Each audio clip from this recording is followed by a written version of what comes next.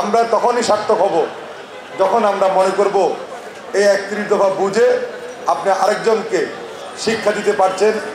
আমরা তখনই সার্থক হব যখন আমরা দেখব এই ৩১ দফা ঢাকা মহানগরীর বিভিন্ন মানুষের মাঝে ঘরে ঘরে ৩১ দফার যেই গুরুত্বপূর্ণ বিষয়গুলো মানুষকে বুঝাতে পারবেন এবং মানুষেরা উপলব্ধি করতে পারবে। আজকে অত্যন্ত সুন্দরভাবে আপনাদেরকে এই ৩১ দফা পড়ে শোনানো হয়েছে। আমি আশা করি আপনারা এটা বুঝেছেন এবং আপনারা প্রত্যেকটি এলাকায়, প্রত্যেকটি বাড়িতে, প্রত্যেকটি ঘরে ঘরে যাতে ৩১ দফাগুলো মানুষ জানতে পারে, বুঝতে পারে, সেটা আপনারা পৌঁছে দেবেন। আরেকটি বিষয় আপনাদেরকে অনুরোধ করব,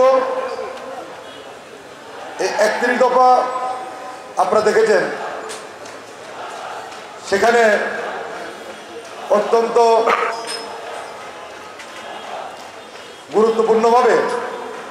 গুরুত্বপূর্ণ সকল বিষয় রাষ্ট্র মেরামত করার জন্য যা যা প্রয়োজন, একটি সুন্দর বাংলাদেশ প্রতিষ্ঠা করার জন্য যতটুকু প্রয়োজন প্রত্যেকটি বিষয় এখানে আনা হয়েছে।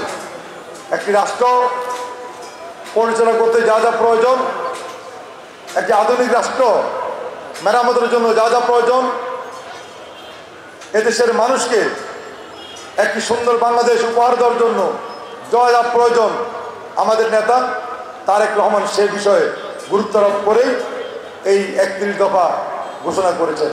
আমরা আশা করি এই ৩১ দফার মাধ্যমে আগামী দিনে আমরা একটি সুন্দর বাংলাদেশ প্রতিষ্ঠা করতে পারবো। এই ৩১ দফার মাধ্যমে আমরা শহীদ রাষ্ট্রপতি জিয়াউর রহমানের যে স্বপ্ন, যে একটি সুন্দর বাংলাদেশ প্রতিষ্ঠা করা, সেটা আমরা প্রতিষ্ঠা করতে পারবো এবং এই ৩১ দফার মাধ্যমে একটি ঐক্য সম্প্রীতিমূলক বাংলাদেশ, যেখানে সকল ধর্মের প্রতি, সকল ধর্মের মানুষের সাথে মানুষের একটি সুসম্পর্ক থাকবে।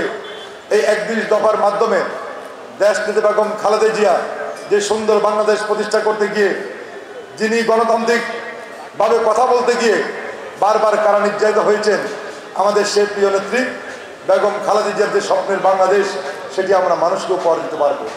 আমরা মানুষকে উপহার দিতে পারবো সেই বাংলাদেশ, যেই বাংলাদেশ প্রতিষ্ঠার জন্য আমাদের দলের ভারপ্রাপ্ত চেয়ারম্যান তারেক রহমান ১৬টি বছর আন্দোলন সংগ্রাম করেছেন, এই দলের নেতৃত্ব দিয়েছেন, এদেশের মানুষকে নেতৃত্ব দিয়ে ঐক্যবদ্ধ করে এই ফ্যাসিবাদ মুক্ত বাংলাদেশ প্রতিষ্ঠা করতে পেরেছেন। আমাদের এই হাজার হাজার শহীদদের রক্তের বিনিময়ে আজকে যেই গণতন্ত্র, যেই ফ্যাসিবাদ মুক্ত বাংলাদেশ প্রতিষ্ঠা হয়েছে, আমরা আশা করি আগামী দিনে এই ৩১ দফার মাধ্যমে তারেক রহমানের নেতৃত্বে আমরা একটি সুন্দর বাংলাদেশ প্রতিষ্ঠা করে এদেশের মানুষকে উপহার দিতে পারবো।